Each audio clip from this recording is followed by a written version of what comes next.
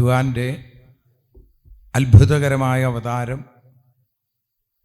അത് നരഹരിയായി ഭഗവാൻ അവതരിച്ച് ഹിരണ്യകശിപുവിന് നിഗ്രഹവും പ്രഹ്ലാദന് അനുഗ്രഹവും, സത്യത്തിൽ ഭഗവാൻ രണ്ടുപേരെയും അനുഗ്രഹിക്കുക തന്നെയാണ് ചെയ്തത്. ഭഗവാന് തൻ്റേതെന്നും അന്യൻ്റേതെന്നുള്ള വ്യത്യാസമില്ല. ആത്മാരാമനായിരിക്കുന്ന ഭഗവാൻ ലോകത്തിന് മുമ്പിൽ ആടിയൊരു ലീല. ഈ കഥ പറയുന്നത്, ഇവിടെ നരഹരിയായി ഭഗവാൻ അവതരിച്ചു എന്നുള്ള കഥ പറയുന്നത് ഭഗവാൻ നരനായ ഹരിയായി അവതരിച്ച കൃഷ്ണാവതാരത്തിന് ഇടയിൽ വെച്ചാണ്.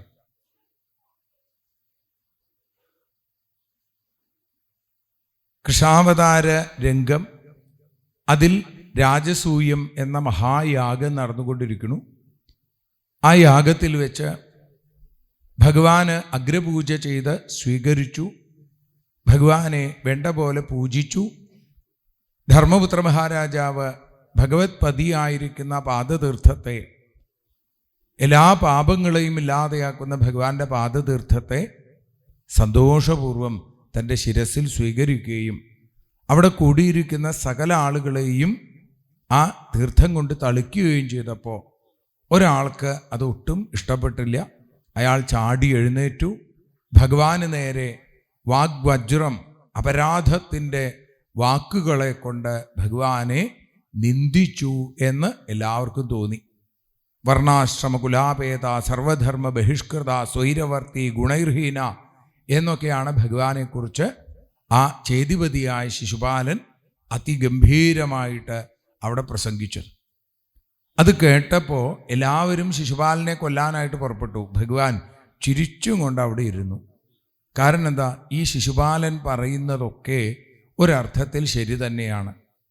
വർണ്ണാശ്രമ കുലാപേത, വർണ്ണം, ആശ്രമം, കുലം എന്നിവയില്ലാത്ത, സർവധർമ്മ ബഹിഷ്കൃത, എല്ലാ ധർമ്മങ്ങളും ഉപേക്ഷിച്ച, സ്വൈരവർത്തി, അവനവൻ്റെ ഇഷ്ടം പോലെ നടക്കുന്ന, സ്വൈരവർത്തി ഗുണൈർഹീന, ഗുണമില്ലാത്ത ഇവനെയാണോ നിങ്ങൾ പൂജിക്കുന്നത് എന്നാണ് ചോദ്യം.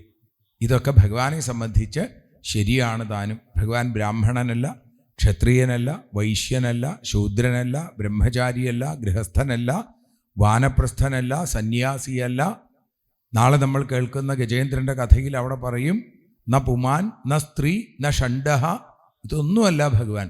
ഭഗവാൻ അതിനും അപ്പുറം എന്തൊക്കെ അല്ല എന്ന് പറയുന്നുവോ അങ്ങനെ ന ഇതി എന്ന് പറഞ്ഞ അവസാനം എന്താണോ ബാക്കി വരുന്നത് അതാണ് ഭഗവാൻ. അതല്ലെങ്കിൽ ഇതെല്ലാം ഭഗവാനാണ്. അപ്പോൾ ഭഗവാനെക്കുറിച്ച് ഇന്നത് എന്ന് പറയാൻ സാധിക്കില്ല. അതുകൊണ്ട് ഇതൊക്കെ ശരിയാണെന്നുള്ള രീതിയിൽ ഭഗവാൻ അവിടെ ഇരുന്നു. തന്നെയുമല്ല, തൻ്റെ ആ സുദർശനം എന്ന് പറഞ്ഞാൽ നല്ല ദർശനം, ആ നല്ല ദർശനം ചേതിപതിയായ ശിശുപാലന് നൽകിക്കൊണ്ട് സുദർശനത്തെ, തൻ്റെ ചക്രായുധത്തെ ആ ശിശുപാലൻ്റെ നേർക്ക് പറഞ്ഞയച്ചു. ആ ചക്രം ശിശുപാലൻ്റെ ശിരസ് ഛേദിച്ച് ചേതിപതിയുടെ ശിരസ് താഴെ വീഴ്ത്തി ഭഗവാന്റെ കൈകളിലേക്ക് തന്നെ വന്നു ചേർന്നു. എല്ലാവരും നോക്കി നിൽക്കെ ചൈദ്യദേഹോദ്ധിതം ജ്യോതിർ വാസുദേവം ഉപാവിശൽ വൃത്രസ്യ ദേഹാനിഷ്ക്രാന്തം ആത്മജ്യോതിരനിന്ദമ. എന്താ പറഞ്ഞത്? നമ്മൾ വൃത്രാസുരൻ്റെ കഥയിൽ വൃത്രയിൽ നിന്നൊരു ജ്യോതിസ് അലോകം സമപദ്യത, ഭഗവാന്റെ ലോകത്തിലേക്ക് എത്തിച്ചേർന്നു. ഇതേപോലെ ഇവിടെ ആ ശിശുപാലിൽ നിന്നൊരു ജ്യോതിസ് ഭഗവാനിലേക്ക് ലയിച്ചു ചേരുന്നത് എല്ലാവരും വളരെ വ്യക്തമായിട്ട് കണ്ടു. ധർമ്മപുത്രർക്ക് വലിയ അത്ഭുതമായി. ഭഗവാന്റെ തൊട്ട് മുമ്പിൽ ഭഗവാന്റെ കാല് കഴുകിച്ച് ആ തീർത്ഥത്തെ ശിരസിൽ സ്വീകരിച്ച് വല്ലാത്ത ഒരു അനുഭൂതിയിൽ എല്ലാം മറന്നിരിക്കുന്ന ധർമ്മപുത്രരിൽ പോലും ചെറിയൊരു സംശയം അവിടെ ഉണ്ടായി എന്നാണ്. എന്താ സംശയം? ഇതെന്തുകൊണ്ടാണ് ഈ ശിശുപാലന് മോക്ഷം കിട്ടിയത്? അങ്ങനെയെങ്കിൽ ശിശുപാലനെ പോലെ ഭഗവാനെ ദ്രോഹിക്കുന്ന ആളുകൾക്ക്, ഭഗവാനെ ചീത്ത പറയുന്ന ആളുകൾക്ക്, അങ്ങനത്തെ ആളുകൾക്കാണോ ഈ മോക്ഷം കിട്ടുക? ഭക്തിപൂർവം സ്നേഹ ആദരങ്ങളോടുകൂടി ഭഗവാനെ ഭജിക്കുന്ന ഭക്തൻ്റെ അവസ്ഥ എന്താണ്? നാരദ മഹർഷി, എൻ്റെ മനസ്സ് വല്ലാതെ ദീപാർച്ചിരിവവായുന, കാറ്റത്തിളകുന്ന ആ ദീപം പോലെ എൻ്റെ മനസ്സ് ഇളകിക്കൊണ്ടിരിക്കുകയാണ്. ഇതെന്താണ് ഇങ്ങനെ?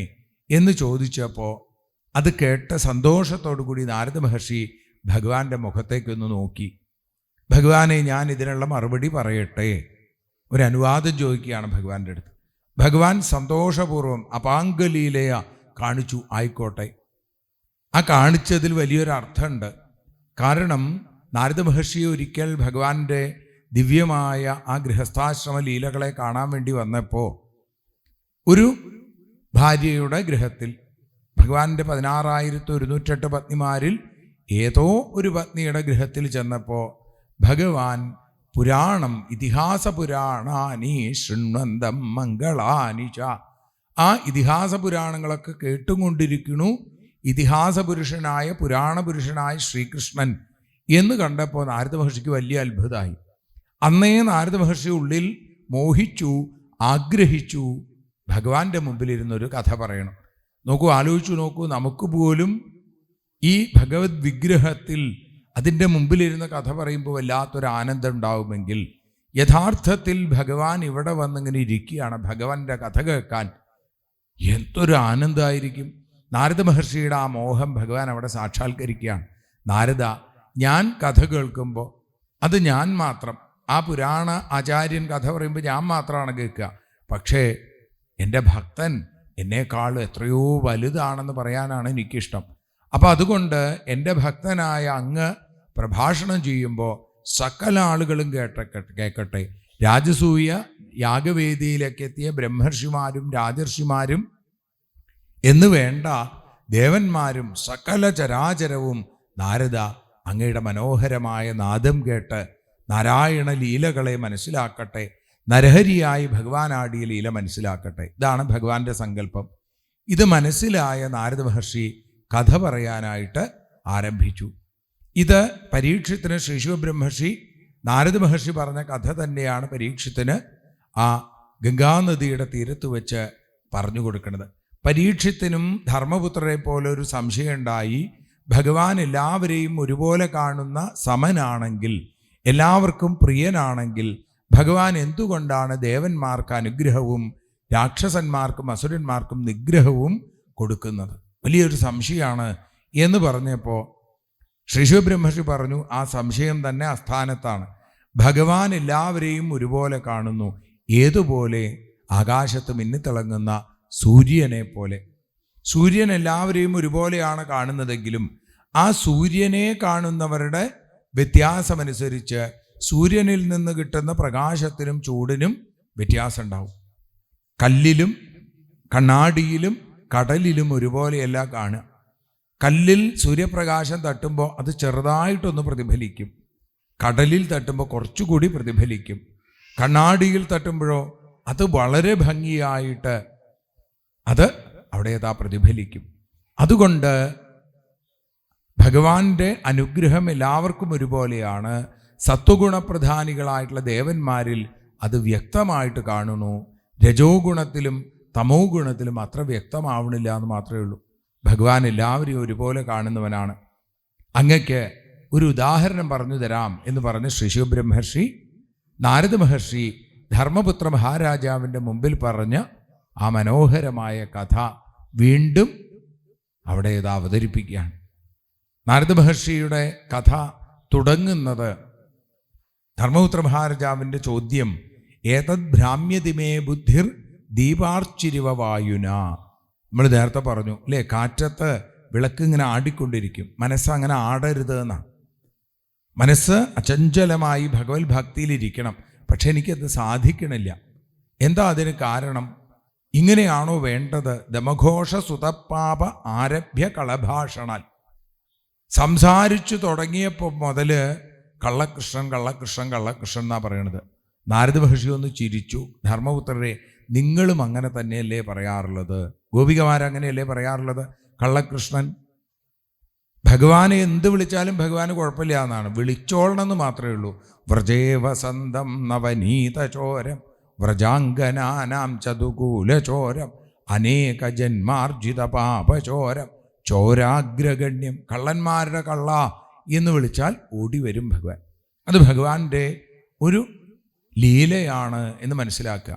നിന്ദയും സ്തുതിയും പുരസ്കാരവും തിരസ്കാരവും ഒന്നും അവിവേകം കൊണ്ട് മാത്രം നമുക്ക് തോന്നുന്നതാണ്. ഭഗവാന് അത്തരത്തിലൊന്നും തന്നെ ഇല്ല. കാമവും ക്രോധവും ദ്വേഷവും ഒക്കെ ഭഗവാന്റെ അടുത്ത് ഒരുപോലെ. അതുകൊണ്ടാണ് ഗോപികൾക്ക് കാമവും കംസന് ദ്വേഷ്യവും ചൈദ്യപതിയായിരിക്കുന്ന ശിശുപാലന് ദ്വേഷവും കംസന് ഭയവും വൃഷ്ണികൾക്ക് ബന്ധുത്വവും നിങ്ങൾക്ക് സ്നേഹവും ഞങ്ങൾക്ക് ഭക്തിയും ഭഗവാന്റെ അടുത്തേക്ക് എത്താനുള്ള വഴിയായത്. അതുകൊണ്ട് തസ്മാൽ കേനാപ്യുപായേന മനഃകൃഷ്ണേ നിവേശയേൽ, ഏതെങ്കിലും ഒരു തരത്തിൽ മനസ്സിനെ ഭഗവാനിലേക്ക് ചേർത്ത് വയ്ക്കാറാവുക. അത് ഏത് രൂപത്തിൽ വേണമെങ്കിലും ആയിക്കോട്ടെ എന്നാണ്. ഭാഗവത കഥ കേൾക്കുമ്പോഴാവാം, നാമം ജപിക്കുമ്പോഴാവാം, കീർത്തനം പാടുമ്പോഴാവാം, അതിനൊപ്പം നൃത്തം വയ്ക്കുമ്പോഴാവാം, ഭഗവാന്റെ കഥകൾ പാടി തിരുവാതിരക്കളി കളിക്കുമ്പോഴാവാം, ഭഗവാന്റെ ലീലകൾ ഓർത്തുകൊണ്ട് നൃത്തം ചെയ്യുമ്പോഴാവാം, അതല്ലെങ്കിൽ മറ്റ് ഏതു രൂപത്തിലുമായിക്കോട്ടെ ഭഗവാൻ സ്മരണയുണ്ടോ എന്നേ ഭഗവാൻ നോക്കാറുള്ളൂ. എന്നാൽ ശിശുപാലനെ പോലെ നിൽക്കാൻ നമ്മളെപ്പോലുള്ള സാധാരണ ആളുകൾക്കൊന്നും സാധിക്കില്ല. സദാസമയവും ഭഗവാനെ ഇത്തരത്തിൽ ദ്വേഷിച്ചും കൊണ്ട് ജീവിക്കാൻ അതത്ര എളുപ്പവുമല്ല എന്ന് പറഞ്ഞു. ഒരർത്ഥത്തിൽ സ്നേഹത്തേക്കാൾ കൂടുതൽ മനസ്സിൽ സ്മരണയുണർത്തുന്നത് ദേഷ്യമാണ് എന്നുകൂടി അവിടെ പറഞ്ഞു.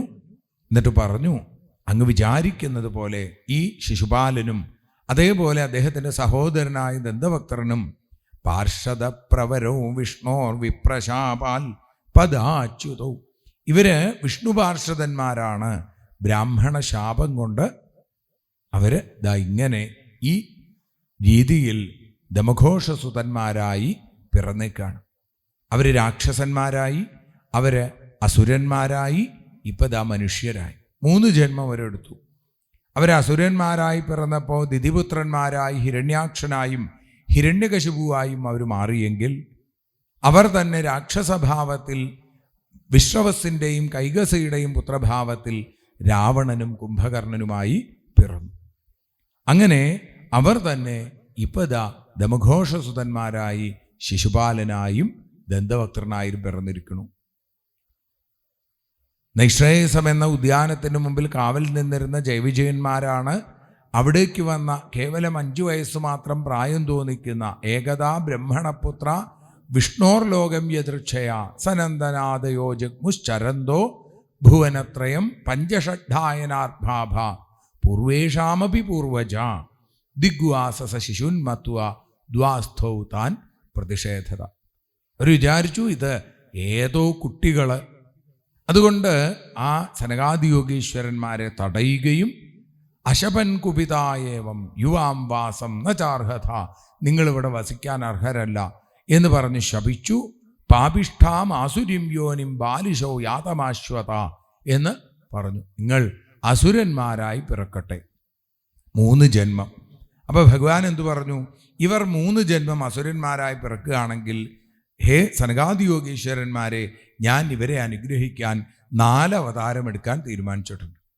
അപ്പം സനകാദിയോഗീശ്വരന്മാരും വിചാരിച്ചു അത്രേ, എങ്കിൽ നമുക്കും ഭഗവത് ഭക്തി മഹത്വം ലോകത്ത് പാടി നടക്കാൻ പാകത്തിന് ഇവരുടെ പുത്രഭാവത്തിലെങ്കിലും പിറക്കണം എന്ന് തീർച്ചപ്പെടുത്തി. അങ്ങനെയാണത്രേ സനകൻ, സനന്ദൻ, സനാതനൻ, സനൽകുമാരൻ എന്നീ 4 പേര് ഹിരണ്യകശിപുവിൻ്റെ പുത്രന്മാരായി ഹ്ലാദൻ, അനുഹ്ലാദൻ, സംഹ്ലാദൻ, പ്രഹ്ലാദൻ എന്നിങ്ങനെ 4 പേരുകളിൽ പിറന്നത്.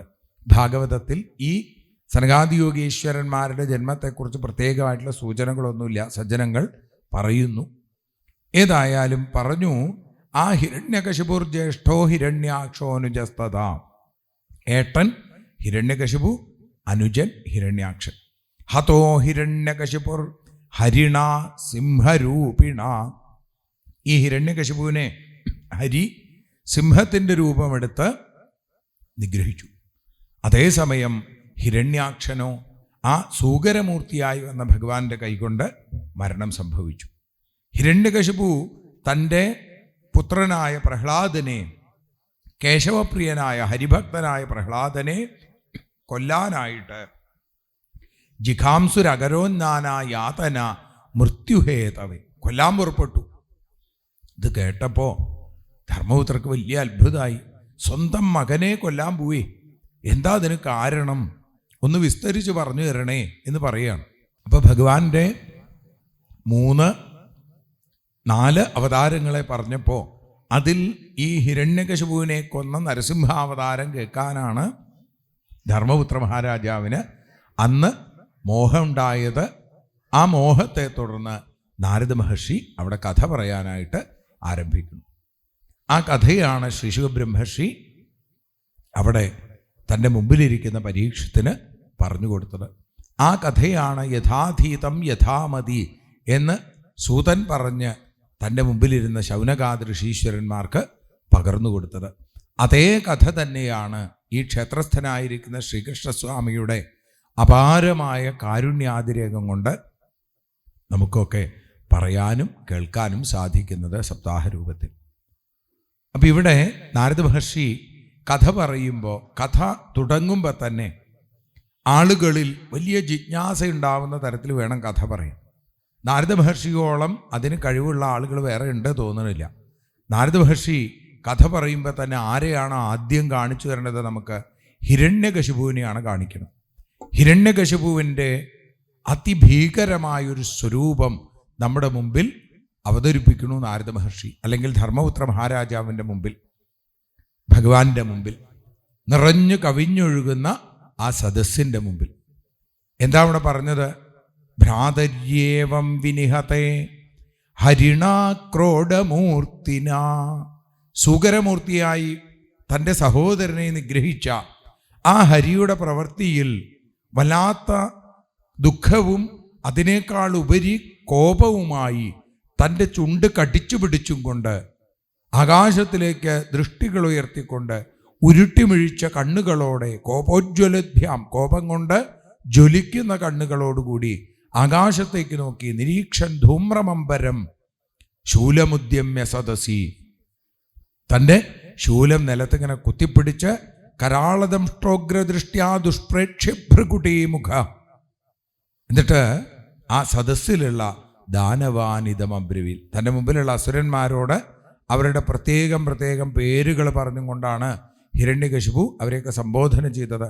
ഹേ ശതബാഹു, ദ്വിമൂർധ, ത്രക്ഷ, ശംബര, ഹയഗ്രീവ, നമുചേ, പാക, ഇല്വല, വിപ്രചുത്തെ, പുലോമൻ, നിങ്ങളെല്ലാവരും മമ വച, എൻ്റെ വാക്കുകൾ നിങ്ങൾ കേൾക്കൂ. എന്നിട്ട് ശൃണുതാനന്തരം, അത് കേട്ടതിന് ശേഷം നിങ്ങൾ എനിക്ക് വേണ്ടി സഹായം ചെയ്യണം.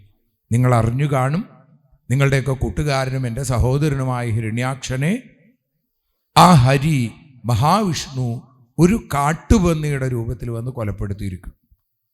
നമ്മുടെ ഹിരണ്യാക്ഷൻ സാധാരണക്കാരനല്ല. നിങ്ങൾക്കറിയാലോ, 14 ലോകവും തൻ്റെ കാൽക്കീഴിലാക്കാൻ ശക്തിയുള്ള, ബ്രഹ്മാവിൽ നിന്ന് വരം നേടിയ അതിശക്തനായ ആ ഹിരണ്യാക്ഷനെ ഒരു പന്നിയുടെ രൂപത്തിൽ വന്ന് ആ വിഷ്ണു കൊന്നുവെങ്കിൽ ആ വിഷ്ണുവിനെ ഇല്ലാതെയാക്കാൻ നിങ്ങളെല്ലാവരും എൻ്റെ കൂടെ വേണം.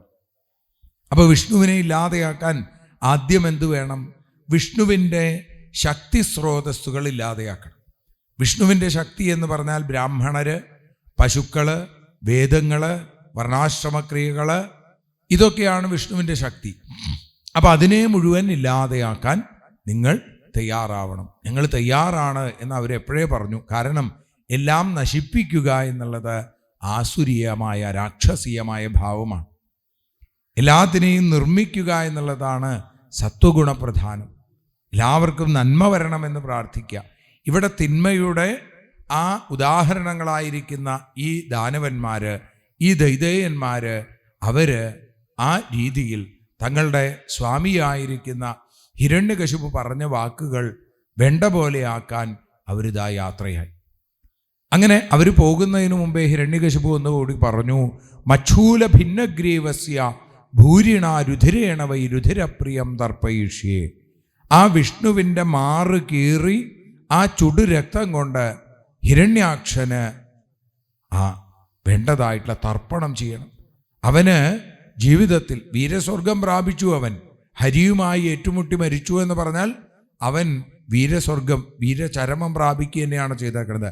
അവന് ആ രുധിരം കൊണ്ട് തർപ്പണം ചെയ്യണം. നിങ്ങളെല്ലാവരും എന്നെ സഹായിക്കണം എന്ന് പറഞ്ഞ ഹിരണ്യകശിപു അധർമ്മത്തെ പ്രോത്സാഹിപ്പിക്കുന്ന ഹിരണ്യകശിപു, സത്യം, ദയ, ധർമ്മം തുടങ്ങിയവയൊന്നും വേണ്ട എന്ന് പ്രഖ്യാപിച്ച ഹിരണ്യകശിപു, അതൊക്കെ വിഷ്ണുവിൻ്റെ ശക്തി കേന്ദ്രങ്ങളാണ്, ശക്തി സ്രോതസ്സുകളാണ് എന്ന് പറഞ്ഞ ഹിരണ്യകശിപു ഇവിടെ പുറത്ത് ഈ കാര്യം പറഞ്ഞ് നേരെ അന്തഃപുരത്തിൽ ചെന്ന് തൻ്റെ അമ്മയായ ദിതിയുടെ അടുത്തും തൻ്റെ സഹോദര ഭാര്യയായ ആ രുഷാഭാനുവിൻ്റെ അടുത്തും ശകുനി, ശമ്പരൻ, ധൃഷ്ടൻ, ഭൂതസന്താപകനൻ, വൃഗൻ, കാലനാഭൻ, മഹാനാഭൻ, ഹരിശ്മശ്രുമധോൽക്കജം ഇങ്ങനെയുള്ള ആ ഹിരണ്യാക്ഷൻ്റെ മക്കളെ ഗംഭീരമായിട്ട് ധർമ്മോപദേശം ചെയ്തു.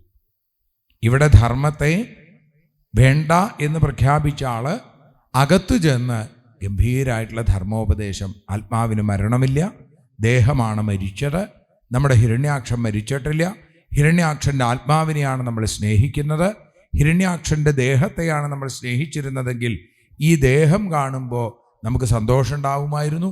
എന്നാൽ ഈ ദേഹത്തിൽ ദേഹിയായ ആത്മാവുള്ള സമയത്ത് മാത്രമാണ് നമുക്ക് സന്തോഷമുണ്ടാകുന്നത്.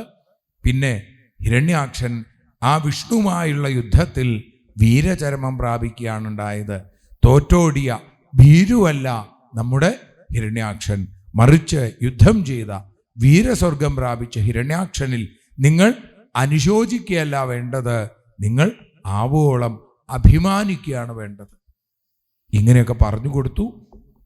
പണ്ട് ഒരു രാജാവിൻ്റെ കുശീനരനായിരിക്കുന്ന സുയജ്ഞൻ്റെ കഥ പറഞ്ഞ് അദ്ദേഹത്തിൻ്റെ ഭാര്യമാര് അദ്ദേഹം മരിച്ചപ്പോൾ അവര് കണ്ണീര് നിറഞ്ഞ ആ മുഖത്തോടുകൂടി ഇങ്ങനെ കരഞ്ഞും കൊണ്ടിരുന്നപ്പോൾ അവരുടെ അടുത്തേക്ക് വന്ന് ധർമ്മോപദേശം ചെയ്ത ധർമ്മദേവൻ്റെ കഥ കൂടി ഹിരണ്യകശിപു അവിടെ അവതരിപ്പിച്ചു. ഏതായാലും പുറമേ അധർമ്മത്തെ പ്രോത്സാഹിപ്പിക്കുന്ന ഹിരണ്യകശിപു, അന്തഃപുരത്തിൽ ധർമ്മത്തിൻ്റെ ഉപദേഷ്ടാവായി മാറിയ ഹിരണ്യകശിപു, ആ ഹിരണ്യകശിപുവിൻ്റെ വാക്ക് കേട്ട് ആ ദിതിയും അതേപോലെ തന്നെ രുഷാഭാനുവും കുട്ടികളുമൊക്കെ ആ ഹിരണ്യാക്ഷൻ മരിച്ചതിലുള്ള ദുഃഖം ഉപേക്ഷിച്ച് തത്വേ ചിത്തമധാരയൽ, ചിത്തത്തിൽ അവരുടെ ഹൃദയത്തിൽ യഥാർത്ഥമായ തത്വബോധം ഉണ്ടാക്കിയെടുക്കാൻ ഹിരണ്യകശിപുവിന് സാധിച്ചു.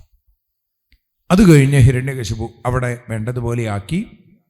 തൻ്റെ ആ കൂട്ടുകാരും അതേപോലെ തൻ്റെ ഭൃത്യന്മാരുമായിരിക്കുന്നവരോട് വിഷ്ണുവിനെ ഇല്ലാതെയാക്കാനുള്ള വഴികളൊക്കെ പറഞ്ഞു കൊടുത്ത ഹിരണ്യകശിപു ഇനി എന്തു വേണം? വിഷ്ണുവിൻ്റെ ശക്തി കുറയണം, തൻ്റെ ശക്തി കൂടണം. തൻ്റെ ശക്തി കൂടാൻ എന്തു വേണം? തപസ് ചെയ്യണം. ആരെയാണ് തപസ് ചെയ്യേണ്ടത്? തൻ്റെ അനുജൻ തപസ് ചെയ്ത അതേ ബ്രഹ്മാവിനെ തന്നെ തപസ് ചെയ്യണം. പക്ഷേ തൻ്റെ അനുജന് പറ്റിയൊരു തെറ്റ് ഇനി ഉണ്ടാവാൻ പാടില്ല. മരണത്തിൽ നിന്ന് രക്ഷപ്പെടാനുള്ള വരം നേടണം. അത് ലഭിക്കുന്നത് വരെ തപസ് ചെയ്യുക.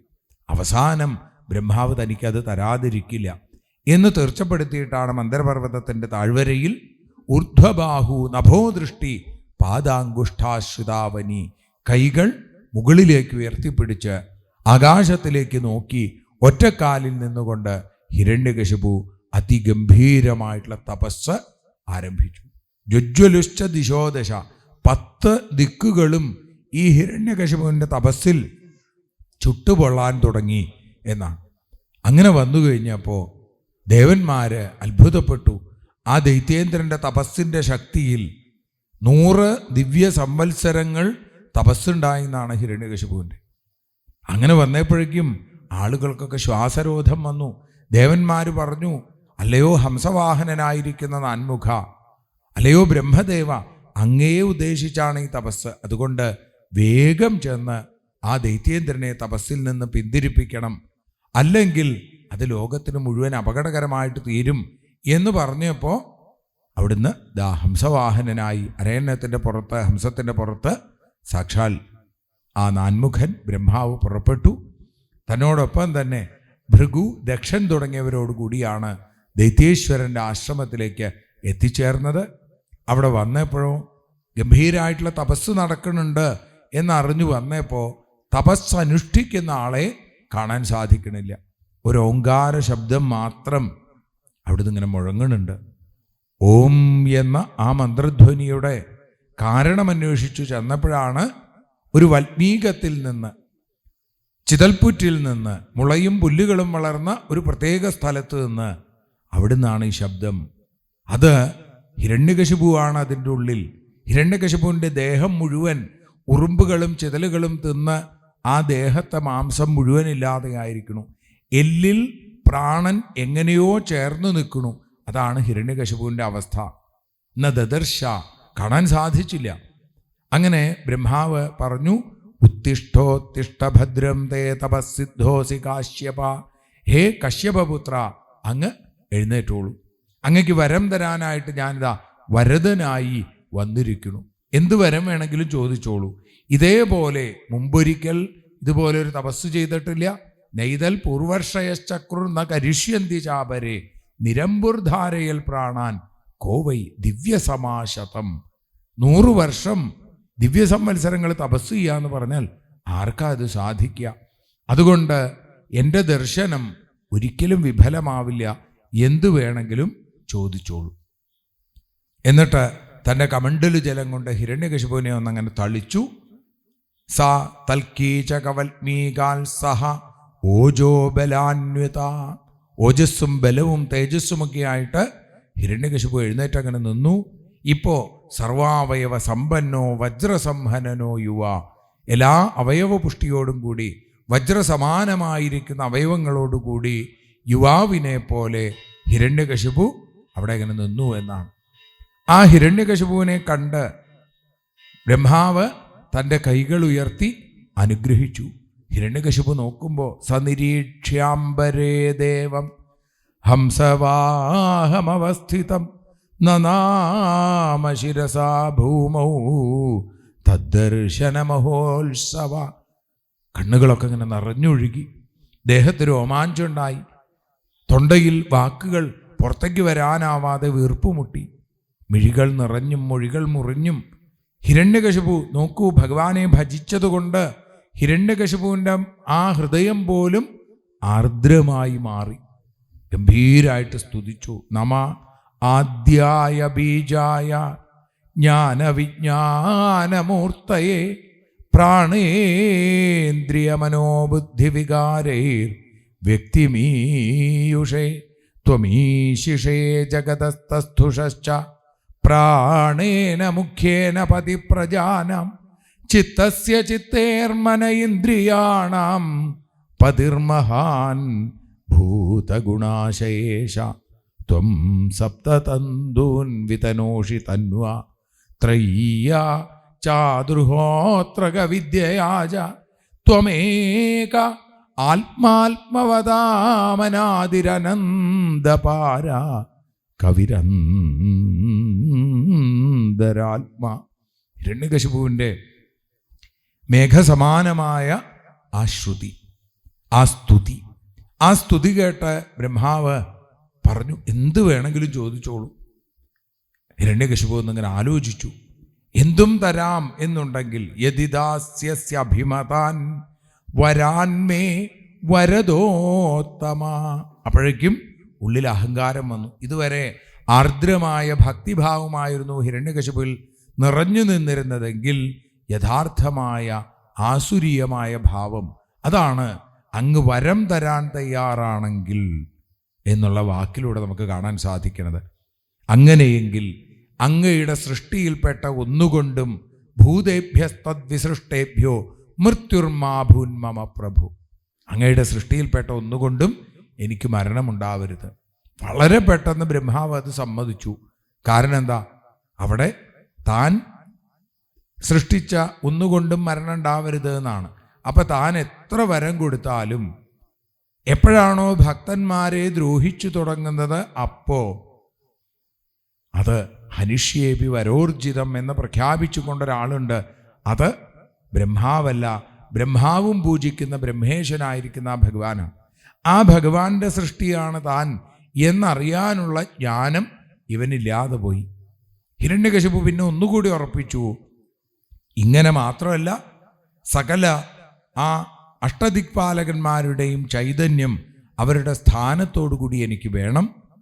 തന്നെയുമല്ല, അകത്തു വെച്ചോ പുറത്തു വെച്ചോ, ജീവനുള്ള വസ്തു കൊണ്ടോ ജീവനില്ലാത്ത വസ്തു കൊണ്ടോ, ആയുധം കൊണ്ടോ ആയുധമില്ലാതെയോ, മനുഷ്യനോ മൃഗമോ ഒന്നും എനിക്ക് മരണം സംഭവിക്കരുത്, ഇവരെ കൊണ്ടൊന്നും.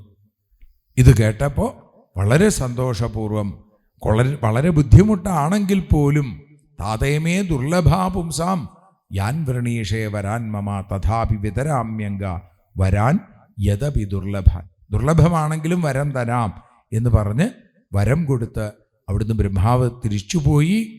ഉടനെ തന്നെ ഭഗവത്യകരോദ്വേഷം ഭ്രാതൃവധമനുസ്മരൻ. പട്ടേരിപ്പാട് നാരായണീയത്തിൽ വളരെ ഭംഗിയായി ഹിരണ്യകശിപുവിൻ്റെ ആ ഭാവത്തെ മനോഹരമായി അവതരിപ്പിക്കുന്നു. വരം ലബ്ധ്വാ ദൃപ്തഃ, ഒരക്ഷരേ മാറിയുള്ളൂ എന്നാണ്. വരം നേടിയാൽ എന്താ വേണ്ടത്? വരം ലബ്ധ്വാ തൃപ്തഃ, തൃപ്തനാവുകയാണ് വേണ്ടത്. ഇവിടെ തൃപ്തനായി അഹങ്കാരിയായി സകല ചരാചരങ്ങളെയും ഈ വരത്തിൻ്റെ ശക്തി കൊണ്ട് തൻ്റെ കാൽക്കീഴിലാക്കി ദേവാസുര മനുഷ്യേന്ദ്രാൻ ഗന്ധർവഗരുഡോരകാൻ സിദ്ധചാരണ വിദ്യാധ്ര നൃഷീൻ പിതൃപതീൻ മനൂൻ യക്ഷരക്ഷ പിശാചേശാൻ പ്രേതഭൂതപതീനഥ സർവസത്വപതീൻ ജിത്വാ വശമാനീയ വിശ്വജൽ ജഹാരലോകപാലാനാം സ്ഥാനാനി സഹ തേജസ. എല്ലാം ഹിരണ്യകശിപുവിൻ്റെ കാക്കലാണ്.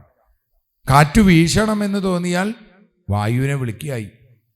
അഗ്നി ജ്വലിക്കണം തോന്നിയാൽ അഗ്നി വന്ന് വേണ്ടത് ചെയ്തു കൊടുക്കും. അങ്ങനെ സകല ലോകപാലന്മാരും തൻ്റെ കാൽ കീഴിലായി.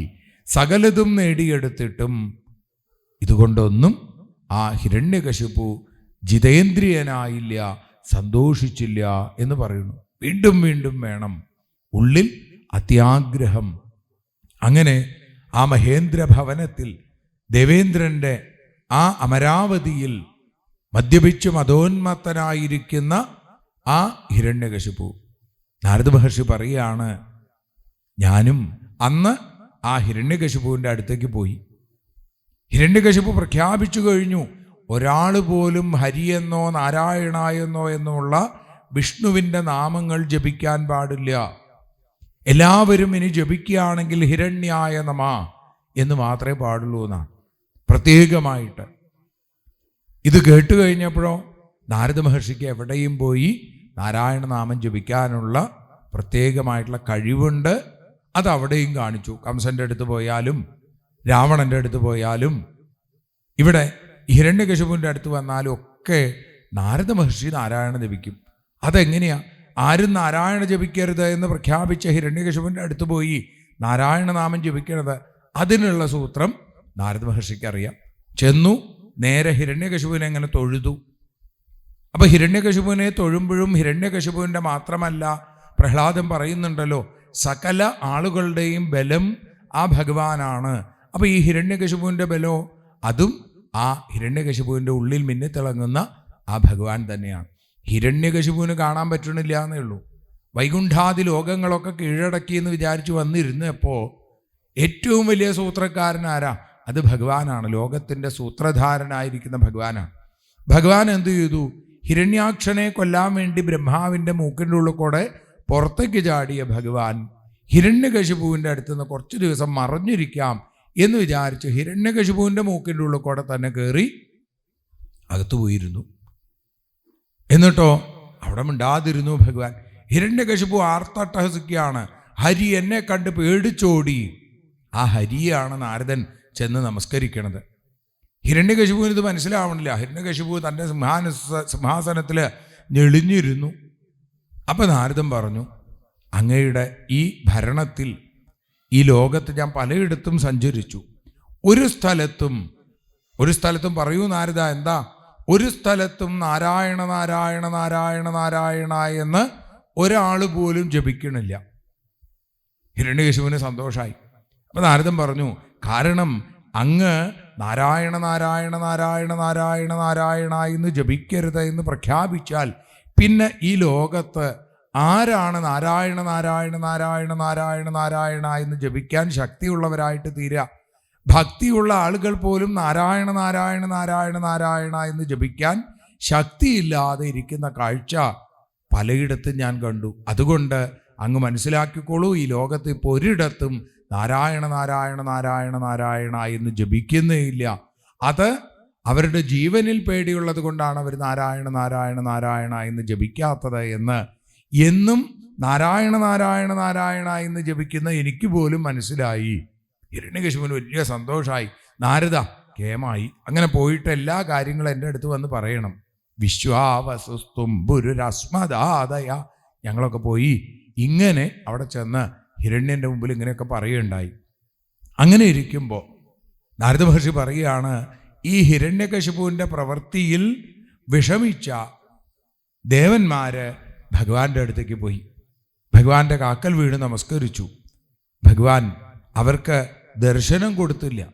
സകലതും ഭഗവാൻ എന്ന വിചാരത്തിൽ വീണ് നമസ്കരിച്ച ദേവന്മാർക്ക് ഒരശരീരി കേൾക്കാനായിട്ട് സാധിച്ചു. ഇതാ ഭഗവാൻ പറഞ്ഞത്, നിങ്ങളുടെ ദുഃഖം ഞാൻ മനസ്സിലാക്കുന്നുണ്ട്. അപ്പോൾ എപ്പോഴാണോ ദേവന്മാര്, വേദങ്ങള്, പശുക്കള്, ബ്രാഹ്മണര്, സജ്ജനങ്ങൾ, ധർമ്മം, പിന്നെ ഞാൻ, ഇവരിലൊക്കെ ഒരാൾ വിദ്വേഷം വെച്ച് പുലർത്തുന്നത്, സവ ആശു വിനശ്യതി, അവൻ അധികം വൈകാതെ നശിക്കും. പിന്നെ ഇതിനേക്കാളൊക്കെ ഞാൻ സ്നേഹിക്കുന്ന ഒരാളുണ്ട്. അതാരാ? നിർവൈരായ പ്രശാന്തായ. ആ നിർവൈരനും പ്രശാന്താത്മാവുമായിരിക്കുന്ന പ്രഹ്ലാദനെ യഥാദ്രുഹിയെ, എപ്പോഴാണോ ഹിരണ്യകശിപു ദ്രോഹിക്കാൻ തുടങ്ങുന്നത്, ഹരിഷ്യേപി വരോർജിതം, അവനെ ഞാൻ അപ്പോൾ ഇല്ലാതെയാക്കും എന്ന് പറയുകയാണ്. അതിങ്ങനെ കേട്ടപ്പോൾ ദേവന്മാര് സമാധാനത്തോടുകൂടി അവിടുന്ന് യാത്രയായി. ഇവിടെ നാരദ മഹർഷി പറയുകയാണ്, ഈ ഹിരണ്യകശിപു വിഷ്ണുവിനെ ഇത്തരത്തിൽ ദ്വേഷിച്ചു കൊണ്ടിരുന്നപ്പോഴും അവിടെ വിഷ്ണു ഭക്തനായി ഒരു ഉണ്ണി, ബ്രഹ്മണ്യശീലസമ്പന്ന സത്യസന്ധോജിതേന്ദ്രിയ ആത്മവൽ സർവഭൂതാനാമേകപ്രിയ സുഹൃത്തമ, എല്ലാവരോടും ഒരേപോലെ സ്നേഹത്തോടുകൂടി പെരുമാറുന്നൊരു ഉണ്ണി. ആ ഉണ്ണി പ്രഹ്ലാദനാണ്. ധർമ്മപുത്ര മഹാരാജാവിനോട് പറയുകയാണ്, ആ പ്രഹ്ലാദൻ അമലസംഖ്യയെ മാഹാത്മ്യം തസ്യ സൂച്യത്തെ വാസുദേവേ ഭഗവതി യസ്യ നൈസർഗികീ രതി. ആ ഉണ്ണിക്ക് നൈസർഗികമായ ഒരു രതി ഉണ്ടായിരുന്നു ഭഗവാനിൽ. അതുകൊണ്ട് ആ ഉണ്ണി എപ്പോഴും ഗോവിന്ദ പരിരംഭിതനായിരുന്നു. ഭഗവാൻ ആ ഉണ്ണിയെ കെട്ടിപ്പിടിച്ചത് കൊണ്ട് ആ ഉണ്ണിക്ക് ഒരിക്കലും ഒരു അപകടവും സംഭവിച്ചില്ല. ആ ഉണ്ണി ഭഗവാന്റെ നാമങ്ങൾ പാടുമ്പോൾ ഉറക്കെ നാമം ജപിക്കും, ഉറക്കെ ഭഗവാന്റെ കീർത്തനങ്ങൾ പാടും. ചില സമയത്ത് ഉണ്ണി ലോകം വേണ്ട പോലെ ഭഗവാനെ മനസ്സിലാക്കണില്ലല്ലോ എന്നാലോചിച്ച് കരയും. ചില സമയത്ത് വിലജ്ജോ നൃത്യതിക്കൊച്ചിൽ. അങ്ങനെ നൃത്തം വയ്ക്കുന്ന ആ ഉണ്ണി ചില സന്ദർഭങ്ങളിൽ ഭഗവാനുമായി തന്മയീഭാവം വന്ന് കണ്ണുകൾ അടച്ച് അർദ്ധനിമീലിത നേത്രങ്ങളോടുകൂടി ഭഗവാനെ മാത്രം വിചാരിച്ചിരിക്കും. അങ്ങനെയുള്ള ആ പ്രഹ്ലാദനെ ഹിരണ്യകശിപു ദ്രോഹിക്കാൻ തുടങ്ങി. ധർമ്മപുത്ര മഹാരാജാവേ, അതെന്താണ് എന്ന് ധർമ്മപുത്ര ചോദിച്ചപ്പോൾ പറഞ്ഞു, അതിന് കാരണം വിഷ്ണുഭക്തി തന്നെ. തൻ്റെ അനുജനെ കൊന്ന വിഷ്ണുവിൽ ഭക്തിയുള്ളവനെ എങ്ങനെയാ ഹിരണ്യകശിപു സഹിക്കുക? ആദ്യമൊരിക്കൽ ആ ഉണ്ണി മടിയിൽ വന്നിരുന്നപ്പോൾ ഏറ്റവും ശരിയെന്ന് തോന്നുന്നത് എന്താണെന്ന് ഹിരണ്യകശിപു ചോദിച്ചപ്പോൾ ഉണ്ണി പറഞ്ഞത്, ഈ ഗൃഹാന്ധകൂപത്തിൽപ്പെട്ട് കഷ്ടപ്പെടാതെ വനത്തിൽ പോയി യദ്ഹരിമാശ്രയേത. ഇത് കേട്ടപ്പോൾ ഹിരണ്യകശിപു അത് ചിരിച്ചു തള്ളി. എന്നാൽ ഇവൻ്റെ ഉള്ളിൽ എങ്ങനെയോ വിഷ്ണുഭക്തി കടന്നുകൂടിയിട്ടുണ്ട്. അതില്ലാതെയാക്കാൻ ശുക്രാചാര്യൻ്റെ മക്കളായ ഷണ്ഡനെയും അമർക്കനെയും വിളിച്ചിട്ട് നിർദ്ദേശം കൊടുത്തു. അവർ പറഞ്ഞു, ഞങ്ങൾ നോക്കിക്കോളാം. ഈ ഉണ്ണിയെ ആസുരീയവും രാക്ഷസീയവുമായ ഭാവങ്ങൾ പഠിപ്പിക്കാൻ ഞങ്ങൾ വേണ്ടതൊക്കെ പറഞ്ഞു കൊടുത്തോളാം. അവർ പ്രഹ്ലാദനെയും കൊണ്ടുപോയി പ്രഹ്ലാദനോട് ചോദിച്ചു, പ്രഹ്ലാദന് എങ്ങനെയാണ് ഇങ്ങനൊരു താല്പര്യം വിഷ്ണുവിലുണ്ടായത്? പ്രഹ്ലാദന് സ്വയം തോന്നിയതാണോ മറ്റാരെങ്കിലും പറഞ്ഞു തന്നതാണോ? പ്രഹ്ലാദൻ ചിരിച്ചുകൊണ്ട് പറഞ്ഞു, ഗുരുനാഥ, സത്യത്തിൽ ഈ ഞാനെന്നും അപരനെന്നുമുള്ള ചിന്തയുണ്ടല്ലോ, ഈ അഹന്തയും മമതയുമൊക്കെ ഭഗവാന്റെ മായ കൊണ്ടുണ്ടാവണതല്ലേ. ആ മായയിൽ നിന്ന് രക്ഷപ്പെടാൻ എന്ത് വേണം? സകല ചരാചരങ്ങളിലും ആ ഭഗവാനെ കണ്ടുകൊണ്ട് നമസ്കരിക്കാറാവണം. ഇപ്പം നിങ്ങളെയും ഞാൻ അങ്ങനെയാണ് കാണുന്നത്. ആ ഈശ്വരനായി, ആ ഹരിയായി, ആ ഭഗവാനായി ഞാൻ കാണുന്നു. തസ്മൈ ഭഗവതേ നമ. വീണിങ്ങനെ നമസ്കരിച്ചപ്പോൾ നാരദ മഹർഷി പറയുകയാണ്, അവിടെ ആ ഷഡാമർക്കന്മാർക്ക് വല്ലാത്ത ദേഷ്യം വന്നു. അവർ പറഞ്ഞു, ദൈതയെ ചന്ദനവനെ ജാതോയം കണ്ടകദ്രുമ. ഈ ദൈതയന്മാരാകുന്ന ചന്ദനവനത്തെ നശിപ്പിക്കാനുണ്ടായ ഒരു മുൾച്ചെടിയാണ് ഇവൻ. ഇവൻ വളർന്നു വന്നാൽ എന്മൂലോന്മൂല പരശോർ വിഷ്ണോർ നാളായി തോർഭക, വിഷ്ണുവിൻ ആകുന്ന കോടാലിയുടെ കയ്യായി മാറും. നമ്മൾ നേരത്തെ ദേവഹൂതിയുടെ കഥയിൽ ദേവഹൂതി പറയുന്നത് നമ്മൾ കേട്ടു. അവിടുന്ന് ത്വൽഭൃത്യ സംസാരതരോ കുഠാരം എന്ന്, അവിടുത്തെ ഭൃത്യന്മാരുടെ സംസാര വൃക്ഷത്തെ വേരോടെ നശിപ്പിക്കുന്ന കോടാലിയാണെന്ന് പറഞ്ഞു. ഇവിടെ ഷഡാമർക്കന്മാരും അത് തന്നെയാണ് പറഞ്ഞത്. ഭഗവാൻ ഒരു കോടാലിയാണ്. ആ കോടാലി അസുരന്മാരാകുന്ന ചന്ദനവരത്തെ മുറിക്കുന്നതാണ്, അതിൻ്റെ കയ്യായി മാറും ഇവൻ. പറഞ്ഞതിൽ ചെറിയൊരു മാറ്റം അത്രയേ ഉള്ളൂ. ദൈതേയ കണ്ടകവനേ ജാതോയം ചന്ദനദ്രുമ, അതാണ് ശരി. ഈ ദൈതേയന്മാരുടെ ഒന്നിനും കൊള്ളാത്തൊരു വനം, ആ വനത്തിൽ ഭക്തിയുടെ സുഗന്ധം നിറച്ച ചന്ദനമരമാണ് പ്രഹ്ലാദൻ. അത് മനസ്സിലാവണില്ല ഇവർക്ക്. അവർ പ്രഹ്ലാദനെ പലതും പഠിപ്പിച്ചു, പ്രഹ്ലാദൻ അതൊന്നും പഠിച്ചില്ല. കാരണം ഇതൊക്കെ വിഷ്ണുവിലേക്ക് എത്തുന്നതിനുള്ള തടസ്സമാണ് എന്ന് തിരിച്ചറിഞ്ഞ് പ്രഹ്ലാദൊന്നും പഠിച്ചില്ല. പക്ഷെ എല്ലാം പ്രഹ്ലാദൻ പഠിച്ചു എന്ന് വിചാരിച്ചിട്ടാണ് ആ ഷഡാമർക്കന്മാർ ഹിരണ്യകശിപുവിൻ്റെ അടുത്തേക്ക് പ്രഹ്ലാദനെ കൊണ്ടുവന്നത്. പ്രഹ്ലാദൻ അമ്മ കയാധുദേവി ഭംഗിയായി അണിയിച്ചൊരുക്കി മാതൃമൃഷ്ടമലങ്കൃതം ദൈത്യേന്ദ്രം ദർശയാമാസ. ആ അച്ഛൻ്റെ അടുത്തേക്ക് വന്നിട്ട് കാക്കലങ്ങനെ വീണങ്ങനെ നമസ്കരിച്ചു. അച്ഛന് വലിയ സന്തോഷമായി. ഉണ്ണി അങ്ങനെ വാരിയെടുത്തു. എന്നിട്ട് ഉണ്ണിയുടെ ആ നീണ്ട മുടിയിഴകൾക്കിടയിലൂടെ വിരലുകൾ അങ്ങനെ ഓടിച്ചു. തൻ്റെ വലതു കൈ ഉണ്ണിയുടെ ശിരസിൽ ചേർത്ത് വെച്ചു.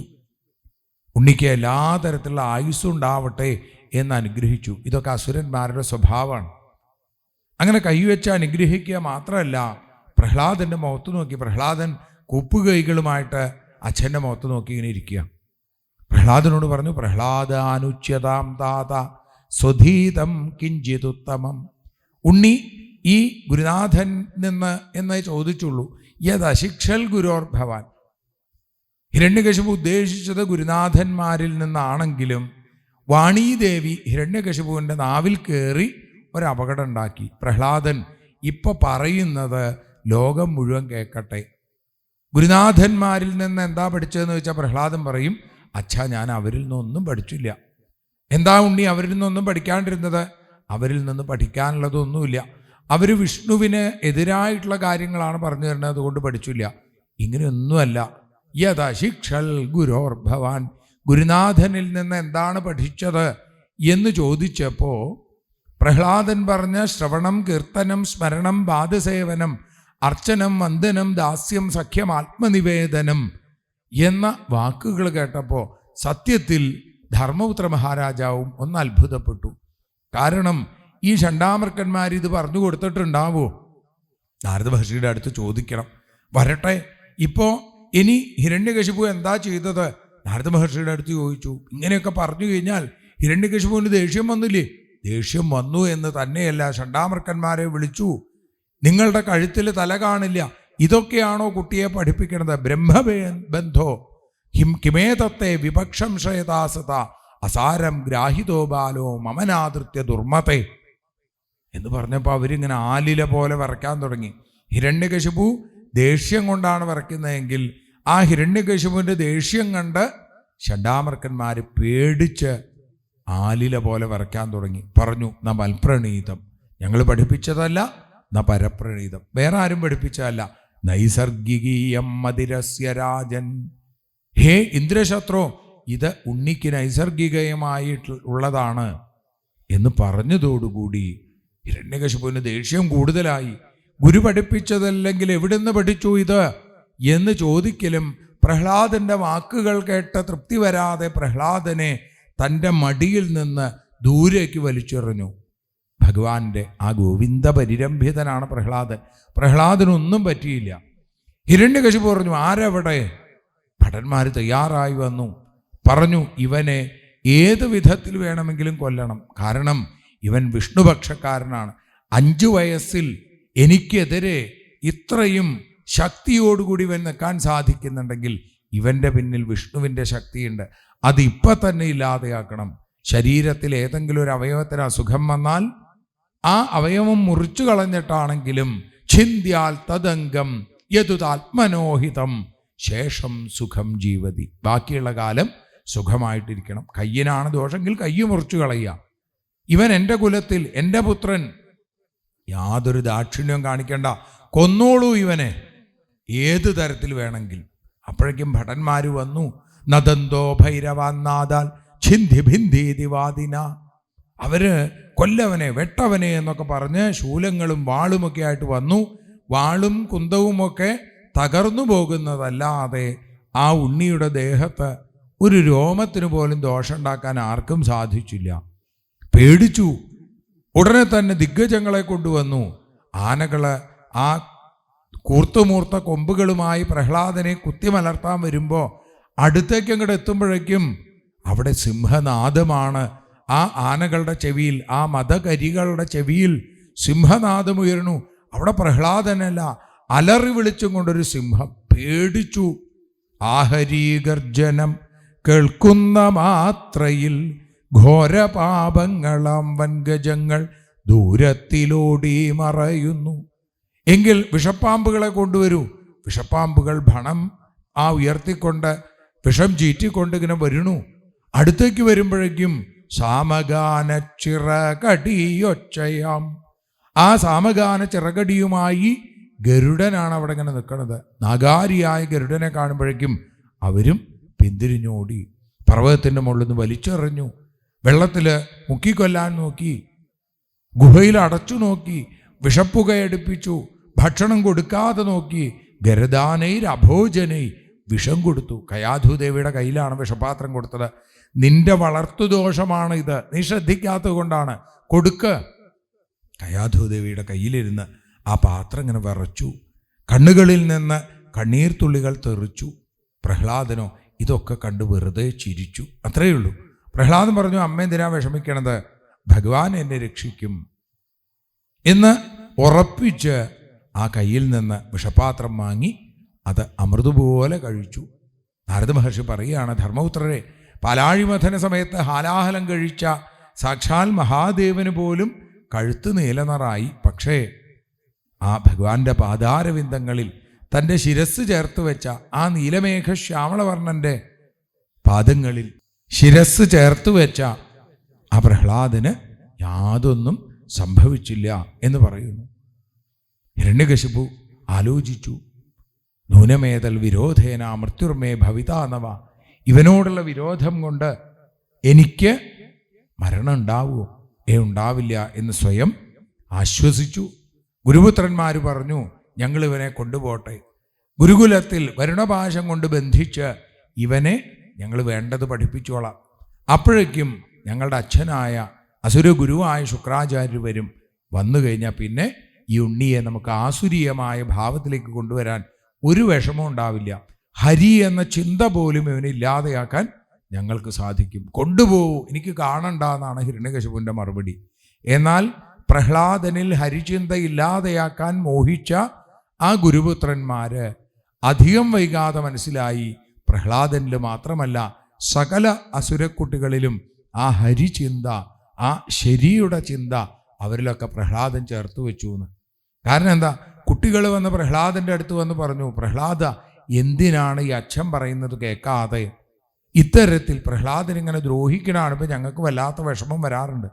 അപ്പം അച്ഛൻ പറയണത് ഇപ്പം കേൾക്കുക. എന്നിട്ട് പ്രഹ്ലാദൻ ഞങ്ങളുടെ ചക്രവർത്തിയാവുമ്പോൾ പ്രഹ്ലാദൻ പറഞ്ഞ് ശ്രവണവും കീർത്തനവും ഒക്കെ ആവാലോ, അതുപോരെ? പ്രഹ്ലാദൻ ഉറപ്പിച്ചു പറഞ്ഞു, കൗമാര ആചരിൽ, കുട്ടിക്കാലം മുതൽ തന്നെ ആ ഭഗവാനിൽ ഭക്തിയുള്ളവരായിട്ട് തീരണം. അല്ലെങ്കിൽ എന്താ കുഴപ്പം? കാരണം നമ്മുടെ ജീവിതത്തിൽ ഭഗവാനെ സ്മരിക്കാൻ സമയമില്ലാതെയായി പോവും. ശങ്കരാചാര്യ സ്വാമികൾ പറഞ്ഞിട്ടുണ്ടല്ലോ അല്ലേ, ആ യൗവനത്തിൽ നാഭീസ്തനഭര നാഭീദേശം, അതിലൊക്കെ ഇങ്ങനെ താല്പര്യം വന്ന് ബാലസ്ഥാവൽ ക്രീഡാസക്ത, തരുണസ്ഥാവൽ തരുണീസക്ത, വൃദ്ധസ്ഥാവൽ ചിന്താഗ്രസ്ത, പരമേ ബ്രഹ്മണി കോപിനസക്ത. ഇത് തന്നെയാണ് പറഞ്ഞത്. കുട്ടിക്കാലത്ത് കളിച്ചും യൗവനത്തിൽ ആ ഗൃഹസ്ഥാശ്രമ ലീലകൾ ആടിയുമൊക്കെ കഴിഞ്ഞ് വാർദ്ധക്യത്തിലേക്ക് എത്തുമ്പോൾ ഇന്ദ്രിയങ്ങൾക്ക് ശക്തിയില്ലാതെ കണ്ണിന് കാണാനും ചെവിക്ക് കേൾക്കാനും സാധിക്കാത്ത സമയത്തല്ല ഭഗവാനെ ആരാധിക്കേണ്ടത്, ആദ്യം മുതൽ തന്നെ. അതുകൊണ്ട് നിങ്ങളും ആ ഭഗവാനെ ആശ്രയിക്കൂ. കുട്ടികൾക്ക് സംശയമായി, ഞങ്ങൾ എങ്ങനെയാണ് ഭഗവാനെ ആശ്രയിക്കുക? നമ്മൾ അസുരന്മാരല്ലേ? അസുരന്മാരും ആ വിഷ്ണുവും തമ്മിൽ എന്നും ദേഷ്യമല്ലേ? വിഷ്ണു നമ്മുടെ ശത്രുവല്ലേ എന്നൊക്കെ ചോദിച്ചപ്പോൾ പ്രഹ്ലാദൻ പറഞ്ഞു, ഒരിക്കലും അങ്ങനെ ചിന്തിക്കാൻ പോലും പാടില്ല. കുട്ടികൾ പറഞ്ഞു, ഞങ്ങൾക്ക് അതിനേക്കാൾ വലിയൊരു സംശയമുണ്ട്. പ്രഹ്ലാദൻ എന്നും സത്യസന്ധനാണ്. എന്നിട്ട് അച്ഛൻ എന്താണ് ആ ഗുരുനാഥൻ പഠിപ്പിച്ചതിൽ ഏറ്റവും ഉത്തമമായത് എന്താണ് എന്ന് ചോദിച്ചപ്പോൾ പ്രഹ്ലാദൻ ശ്രവണം, കീർത്തനം, വിഷ്ണു സ്മരണം, പാദസേവനം, അർച്ചനം, വന്ദനം, ദാസ്യം, സഖ്യം, ആത്മനിവേദനം എന്ന് പറഞ്ഞത്. ആ ഗുരുനാഥൻ ഇതൊക്കെ പഠിപ്പിച്ചിട്ടുണ്ടോ? കുട്ടികളെ, നിങ്ങൾ പറഞ്ഞില്ലേ ഞാൻ സത്യസന്ധനാണെന്ന്? അതുകൊണ്ട് തന്നെയാണ് അച്ഛൻ പറഞ്ഞ ആ ചോദ്യത്തിന് എനിക്ക് മറുപടി പറയാൻ സാധിച്ചത്. അച്ഛൻ പറഞ്ഞത് എന്താ? ഗുരുനാഥന്മാർ പഠിപ്പിച്ചത് എന്താന്ന് കുട്ടികൾ പറഞ്ഞു. അതല്ല, അച്ഛൻ ചോദിച്ചത് യദശിക്ഷൽ ഗുരോർ ഭവാൻ എന്നാണ് അച്ഛൻ പറഞ്ഞത്. എന്ന് വെച്ചാൽ ഗുരു പഠിപ്പിച്ചത് എന്താന്ന് ഗുരുനാഥന്മാരെന്ന് അച്ഛൻ പറഞ്ഞില്ല. അതുകൊണ്ട് എന്നെ പഠിപ്പിച്ച ആ ഗുരുവിനെ ഓർത്ത് ഞാൻ ആ കാര്യം പറഞ്ഞു. പ്രഹ്ലാദ, ഈ പ്രഹ്ലാദനെ മാത്രം പഠിപ്പിക്കുന്ന ഒരു ഗുരു അതാരാ? ഞങ്ങൾ കണ്ടിട്ടില്ലല്ലോ. പ്രഹ്ലാദൻ പറഞ്ഞു, എന്നെ നേരിട്ട് വന്ന് ആ ഗുരു ഇപ്പോഴും പഠിപ്പിച്ചിട്ടില്ല. ആ ഗുരുവിൻ്റെ അനുഗ്രഹം കൊണ്ട് എനിക്കിതൊക്കെ ഓർമ്മ വരുന്നു. ഞാനിതൊക്കെ പഠിച്ചത് എൻ്റെ അമ്മയുടെ ഗർഭപാത്രത്തിൽ വെച്ചാണ്. അതെങ്ങനെയാണ് പ്രഹ്ലാദൻ അറിയണത്? അതോ അമ്മ പറഞ്ഞു തന്നിട്ടുണ്ടല്ലോ. അച്ഛൻ മന്ദരപർവ്വതത്തിൽ തപസ്സിന് പോയ സമയത്ത് ദേവേന്ദ്രൻ്റെ നേതൃത്വത്തിൽ ദേവന്മാര് നമ്മുടെ അസുരപ്പടയെ മുഴുവൻ പാമ്പ് ഉറുമ്പുകളെ പിടിച്ചു തിന്നതുപോലെ ആക്രമിച്ചപ്പോൾ അമ്മ രക്ഷ തേടി അവിടുന്ന് ഓടിപ്പോകാൻ പുറപ്പെട്ടപ്പോഴേക്കും ദേവേന്ദ്രൻ വാളുയർത്തി അമ്മയുടെ മുടിയിൽ പിടിച്ച് വലിച്ച് അമ്മയെ കൊല്ലാനായിട്ട് കൊണ്ടുപോയപ്പോൾ ഈശ്വര കാരുണ്യം കൊണ്ട് അവിടെ നാരദ മഹർഷി പ്രത്യക്ഷപ്പെട്ടു. നാരദ മഹർഷി പറഞ്ഞു, ഒരിക്കലും പ്രാഹമൈനാം സുരപതേ നേതുമർഹസ്യനാഗസം മുഞ്ച മുഞ്ച മഹാഭാഗ സതിം പരപരിഗ്രഹം. മറ്റുള്ളവരുടെ ഭാര്യമാരെങ്ങനെ പിടിച്ചു കൊണ്ടുപോയി പാടില്ല എന്ന് പറഞ്ഞപ്പോൾ ദേവേന്ദ്രൻ പറഞ്ഞു, ഇവളിലുള്ള ആ ആസുരീയമായ വീര്യത്തെ ഇല്ലാതെയാക്കിയിട്ട് ഇവളെ ഞാൻ വിട്ടോളാം. പറഞ്ഞു, പറ്റില്ല. അങ്ങ് ഉദ്ദേശിക്കുന്നത് പോലെ അസുരവീര്യമാണെങ്കിലും എന്തിന് അസുരാരികൾ പോലും പ്രകീർത്തിക്കുന്ന ഭക്ത മാനസമാണ് ഈ കയാധുവിൻ്റെ ഉള്ളിലുള്ളത്. ദേവർഷിയുടെ വാക്ക് സത്യമായി എന്ന് വേണം കരുതാൻ.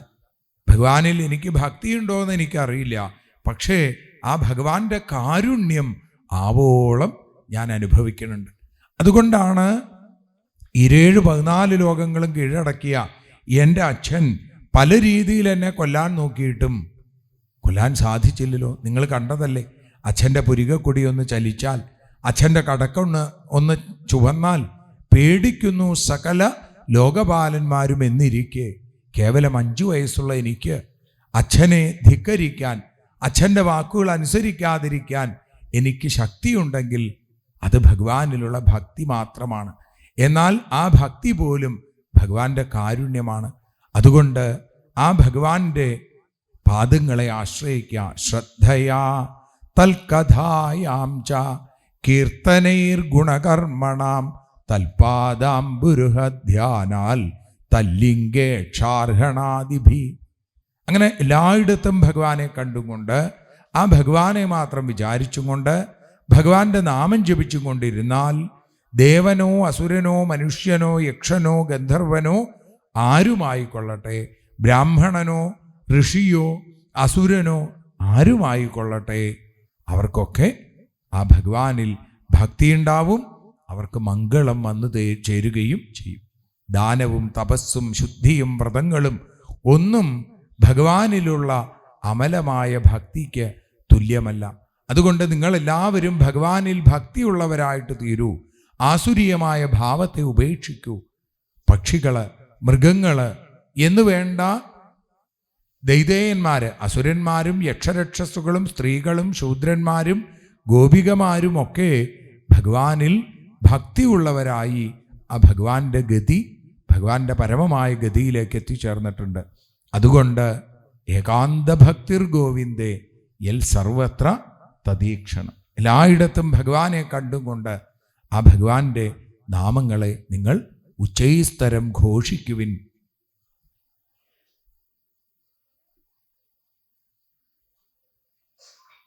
അത് കേട്ടതോടുകൂടി കുട്ടികൾക്ക് വലിയ ആവേശമായി.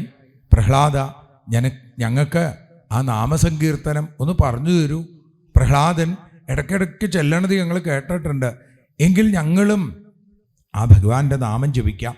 ആ ഭഗവാനെ ജപിച്ചാൽ, ആ നാമം ജപിച്ചാൽ ആ ഭഗവാൻ രക്ഷിക്കുമെങ്കിൽ, നമ്മുടെ നാഥനാണ് ആ ഭഗവാനെങ്കിൽ ഞങ്ങളെല്ലാവരും വിളിക്കാം.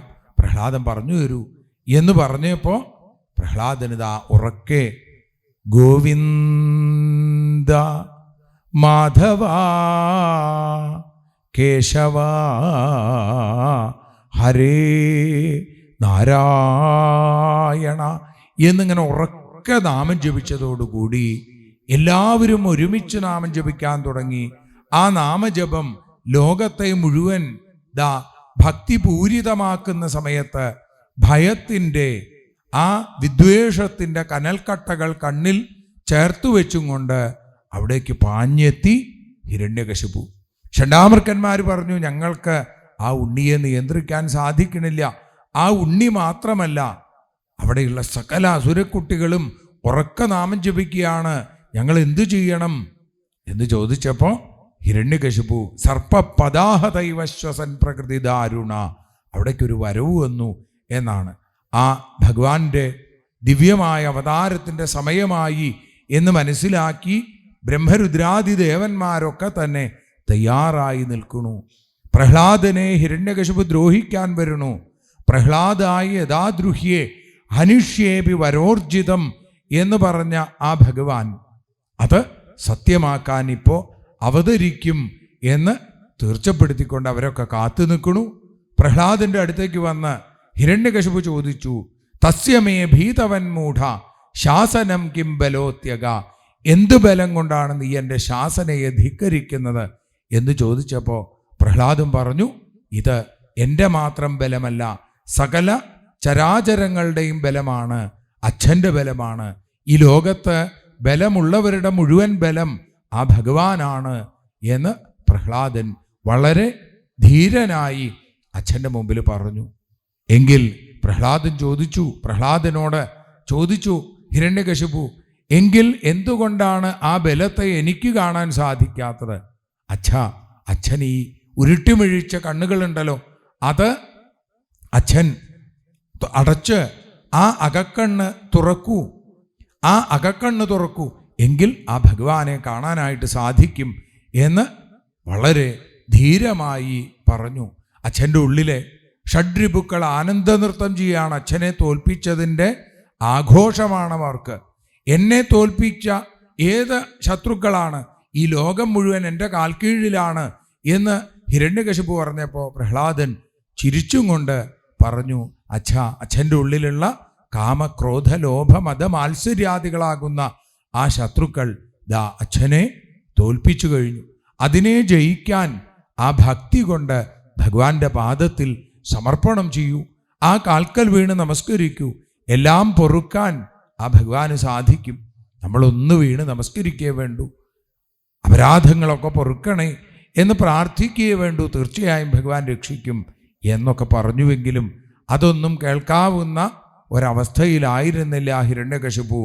പറഞ്ഞു, എങ്കിൽ എല്ലായിടത്തും ഉണ്ട് എങ്കിൽ കസ്മാൽ സ്തംഭേന ദൃശ്യത, എന്തുകൊണ്ട് ഈ തൂണിൽ കാണുന്നില്ല എന്നങ്ങനെ ചോദിച്ചതോടുകൂടി ഹിരണ്യകശിപുവിനോട് പ്രഹ്ലാദൻ പറഞ്ഞു, ഈ തൂണിലും ഞാൻ കാണുന്നുണ്ട് എന്ന് പറയുകയാണ്. ദൃശ്യതയെ എന്നിങ്ങനെ പറഞ്ഞപ്പോൾ ദേഷ്യത്തോടുകൂടി എങ്കിൽ കാണട്ടെ എന്ന് പറഞ്ഞുകൊണ്ട് ഏവം ദുരുക്തൈർമുഹുരർദ്ധയൻ രുഷാ സുതം മഹാഭാഗവതം മഹാസുര ഖഡ്ഗം പ്രഗൃഹ്യോൽപതിതോ വരാസനാൽ സ്തംഭം തതാടാതിബല സ്വമുഷ്ടിന, തൻ്റെ ആ മുഷ്ടി കൊണ്ട് ആഞ്ഞൊരടി അങ്ങോട്ട് അടിച്ചു. ആ അടിയിൽ ആ അണ്ടകടാഹം മുഴുവൻ ഞെട്ടിവിറച്ചും കൊണ്ട് എല്ലാവരും പേടിച്ച് അവിടുന്ന് ഒരു അട്ടഹാസമുണ്ടായി. ആ അട്ടഹാസത്തിനോടൊപ്പം ആ തൂണ് പിളർന്നുകൊണ്ട് അതിഭയങ്കരമായ ഭഗവാന്റെ ആ ദിവ്യമായ രൂപം, നരസിംഹരൂപം, നരശാർദൂലം, പാതി മൃഗം പാതി മനുഷ്യൻ. അവിടെ ബ്രഹ്മാവ് ഒന്നേ നോക്കിയുള്ളൂ, മനസ്സിലായി താൻ കൊടുത്ത വരങ്ങളെ മുഴുവൻ സത്യമാക്കാൻ ഭഗവാൻ അവതരിച്ചിരിക്കുന്നു. ഹിരണ്യകശിപു ചോദിച്ച വരങ്ങൾ മുഴുവൻ സത്യമാക്കിയിട്ടും ആ പ്രഹ്ലാദനെ കൊല്ലാൻ പുറപ്പെട്ട, പ്രഹ്ലാദനെ ദ്രോഹിച്ച ഹിരണ്യകശിപുവിനെ കൊല്ലാൻ തന്നെയാണ് ആ ഭഗവാന്റെ അവതാരം എന്ന് മനസ്സിലായി. പക്ഷേ ആ തീക്ഷ്ണമായ ആ താപത്തിൽ അടുത്ത് നിൽക്കാൻ സാധിക്കണില്ല ആർക്കും. അടുത്ത് രണ്ടു പേരേ ഉള്ളൂ. ഒന്ന് കോപാവേശിതനായി ഹിരണ്യകശിപു, മറ്റൊന്ന് ഭക്തി നിർഭരനായി പ്രഹ്ലാദൻ. ആ രണ്ടുപേരും മാത്രം, ബാക്കി എല്ലാവരും ഓടിപ്പോയി. അങ്ങനെ ഭഗവാൻ കുറച്ചു നേരം ഹിരണ്യകശിപുവിൻ്റെ കൂടെ കളിച്ചു. എന്നിട്ടോ ആ ഗദായുദ്ധം വാളുകൊണ്ട് ഭഗവാൻ അതിനെയൊക്കെ നിഷ്പ്രയാസം തട്ടി തകർത്തു. എന്നിട്ടോ സന്ധ്യാസമയത്തൊക്കെ ഇങ്ങോട്ട് വന്നതോടുകൂടി രാത്രിയല്ല പകലല്ല എന്ന് ഉറപ്പിച്ച് ഭഗവാൻ ഹിരണ്യകശിപുവിനെ ഇങ്ങോട്ട് പിടിച്ചു. കുതറാൻ ശ്രമിക്കുന്നുണ്ട് ഹിരണ്യകശിപു. മുമ്പൊക്കെ താൻ രക്ഷപ്പെട്ടത് തൻ്റെ ശക്തി കൊണ്ടാണെന്നാണ് വിചാരിച്ചത്. അതല്ല, ഭഗവാന്റെ ലീലയാണ് എന്ന് മനസ്സിലാക്കാനുള്ള കഴിവ്, ആ ഭക്തി ഹിരണ്യകശിപുവിനും ഇല്ല. മറ്റൊരാൾക്ക് മനസ്സിലാവുന്നുണ്ട്. കാരണം അതിഭയങ്കരമായ കത്തിജ്വലിക്കുന്ന കണ്ണുകൾക്കുള്ളിലും പ്രഹ്ലാദൻ കാണുന്നത് എന്താ? കാരുണ്യാകുല നേത്രം. പക്ഷേ കൃത്വ അട്ടഹാസം മുഴക്കിക്കൊണ്ട് ഭഗവാൻ അവിടുന്ന് പിടിച്ചു. നഖേർ യഥാഹിം ഗരുഡോ മഹാവിഷം. ആ വിഷപ്പാമ്പിനെ പിടിക്കുന്ന ഗരുഡനെ പോലെ ഹിരണ്യകശിപുവിനെ ഇങ്ങനെ പിടിച്ചു വലിച്ചു കൊണ്ടുവന്ന് ആ ഉമ്മറപ്പടിയിലിരുന്നു. അകത്തല്ല, പുറത്തല്ല, ആകാശത്തല്ല, ഭൂമിയിലല്ല, തൻ്റെ മടിയിൽ. ജീവനുള്ള വസ്തുവല്ല, ജീവനില്ലാത്ത വസ്തുവുമല്ല നഖം. ആയുധം കൊണ്ടല്ല, ആയുധമില്ലാതെയുമല്ല. ന മൃഗം ന മാനുഷം, മൃഗവുമല്ല മനുഷ്യനല്ല. എങ്കിൽ ഇവനെ കൊല്ലേണ്ട സമയമായി, ഇവന് നിഗ്രഹാനുഗ്രഹം കൊടുക്കേണ്ട സമയമായി. രുധിരപ്രിയം തർപ്പയിഷ്യേ എന്ന് പറഞ്ഞ ഇവൻ്റെ രുധിരം ഞാനിതാ സ്വീകരിക്കാൻ പോവുകയാണ്. ഇവന് തരാൻ നിവൃത്തിയില്ല. തരാൻ പറ്റാത്തവരിൽ നിന്ന് തട്ടിയെടുക്കുന്ന ആ കാരുണ്യസ്വരൂപൻ, അത് സുദാമാവിൻ്റെ 4 പിടി അവിലാണെങ്കിലും ഗോപികമാരുടെ കയ്യിലുള്ള വെണ്ണയാണെങ്കിലും സ്വീകരിക്കുന്ന ഭഗവാൻ അവിടെ അത്ഭുതം കാണിച്ചും കൊണ്ട് ലോകത്തെ മുഴുവൻ പേടിപ്പിച്ചു നിർത്തിയ ആ നിമിഷത്തിൽ ഹിരണ്യകശിപുവിനെ മടിയിലിങ്ങോട്ട് കിടത്തി ഭാഗവതം ചോദിക്കുന്നു, ഇതുപോലൊരു ഭാഗ്യം ലോകത്തിൽ ആർക്ക് കിട്ടിയിട്ടുണ്ട്? ഈ ഹിരണ്യകശിപുവിനല്ലാതെ. കാരണം ഭഗവാന്റെ മടിയിൽ കിടന്നുകൊണ്ട് മരിക്കാൻ സാധിക്കുക എന്ന മഹാഭാഗ്യം. മൃതിയിൽ ഭഗവത് സ്മൃതിയായാൽ തന്നെ ഭഗവാന്റെ ലോകത്തിലേക്ക് എത്തുമെന്നിരിക്കെ ആ വിഷ്ണു പാർഷദന്മാരിൽ ഒരുവനായ ഹിരണ്യകശിപുവിൻ്റെ മാറിലേക്ക് ഭഗവാൻ തൻ്റെ കൂർത്തുമൂർത്ത നഖങ്ങളെ കുത്തിയിറക്കി ഒരു കീറങ്കിട് കീറി. നഖാങ്കുരോൽപാട് ദഹൃൽ സരോരുഹം. പട്ടേരിപ്പാട് പറയണു, പായമുദൈരയോ ബഹുജകൾ സംഹാരി സിംഹാരവാൻ. അലറി വെളിച്ചും കൊണ്ട് ഭഗവാൻ ആ രക്തം വാരിക്കോരി കുടിച്ചു എന്ന് മാത്രമല്ല, അവൻ്റെ ആ ജഡം വലിച്ചെറിയുന്നതിന് മുമ്പ് കുടൽമാലയെടുത്ത് കഴുത്തിലണിഞ്ഞു. ആർത്തട്ടഹസിച്ചുകൊണ്ടിരിക്കുന്ന ആ ഭഗവാന്റെ അടുത്തേക്ക് ഓടിയെത്തിയ ഹിരണ്യകശിപുവിൻ്റെ കൂട്ടാളികൾ, അവരെ മുഴുവൻ ഭഗവാൻ അടിച്ചു ഓടിച്ചു. എല്ലാവരും പേടിച്ചു വിറച്ചു നിൽക്കണു. ബ്രഹ്മാവ്, മഹാദേവൻ, ദേവേന്ദ്രൻ, ഈ 3 പേർ മാത്രമാണ് ഭഗവാന്റെ മുമ്പിൽ ഒറ്റയ്ക്ക് വന്ന് സ്തുതിക്കാനുള്ള ധൈര്യമെങ്കിലും കാണിച്ചത്. അത് കുറേ അകലെ നിന്നാണ്. പിന്നെ ഋഷീശ്വരന്മാർ, പിതൃക്കൾ, സിദ്ധന്മാർ, വിദ്യാധരന്മാർ, നാഗങ്ങൾ, മനുക്കൾ, പ്രജാപതിമാർ, ഗന്ധർവന്മാർ, ചാരണന്മാർ, യക്ഷന്മാർ, കിംപുരുഷന്മാർ, വൈതാളികന്മാർ, കിന്നരന്മാർ, വിഷ്ണു പാർഷദന്മാർ, സകല ആളുകളും വന്ന് സ്തുതിച്ചു നോക്കി. യാതൊരു ഫലവും ഉണ്ടായില്ല. ഭഗവാന്റെ കണ്ണുകളിൽ നിന്ന് ആ കത്തുന്ന അഗ്നിസ്ഫുലിംഗങ്ങൾ കണ്ട് പേടിച്ചു എല്ലാവരും. വൈകുണ്ഠത്തിൽ നിന്ന് ശ്രീഭഗവതിയെ കൊണ്ടുവന്നു. അദൃഷ്ടാശ്രുതപൂർവത്വാൽ, മുമ്പ് കണ്ടിട്ടില്ല ഇങ്ങനെ ഒരു സ്വരൂപം. അതുകൊണ്ട് ആ ശങ്കയോടുകൂടി ദേവി പറഞ്ഞു, ഞാൻ പോണില്ല, എനിക്ക് അങ്ങോട്ട് പോകാൻ തന്നെ ധൈര്യമില്ല. ഇനി എന്തു ചെയ്യും? ബ്രഹ്മാവ് ചോദിച്ചു. ഇനി ചെയ്യാൻ നമ്മളൊക്കെ പോയി സ്തുതിച്ചിട്ട് കാര്യമില്ല. ഇവിടെ സാക്ഷാൽ ദേവേ ആ രുദ്രൻ ഭഗവാനെ ഭക്തവത്സല എന്നൊക്കെ വിളിച്ചു. പക്ഷേ ഭക്തന്മാരിലാണ് ഭഗവാൻ വാത്സല്യം കാണിക്കുക. അതുകൊണ്ട് ആ ഭക്തനെ പറഞ്ഞയക്കൂ എന്നിങ്ങനെ പറഞ്ഞപ്പോൾ നേരെ പ്രഹ്ലാദൻ്റെ അടുത്തേക്ക് ചെന്നു. പ്രഹ്ലാദനോട് പറഞ്ഞു, പ്രഹ്ലാദന് പേടിയുണ്ടോ എന്ന് ചോദിച്ചപ്പോൾ പ്രഹ്ലാദൻ പറഞ്ഞു, ഞാൻ ആരെയാ പേടിക്കണത്? ഞാൻ ഈ സംസാരത്തെ മാത്രമേ പേടിക്കുന്നുള്ളൂ. ഈ സംസാര ദുഃഖങ്ങളെ ഇല്ലാതെയാക്കുന്ന ഈ ഭഗവാനെ എങ്ങനെയാ പേടിക്കാൻ സാധിക്കുക? തന്നെയുമല്ല, സിംഹത്തിൻ്റെ അടുത്തേക്ക് പോകാൻ സിംഹക്കുട്ടികൾക്ക് പേടിയുണ്ടാവില്ല, മറ്റ് മൃഗങ്ങളൊക്കെ പേടിച്ചു എന്ന് വരും. അതുകൊണ്ട് പ്രഹ്ലാദൻ ഭഗവാന്റെ കാക്കൽ വീണങ്ങനെ നമസ്കരിച്ചു.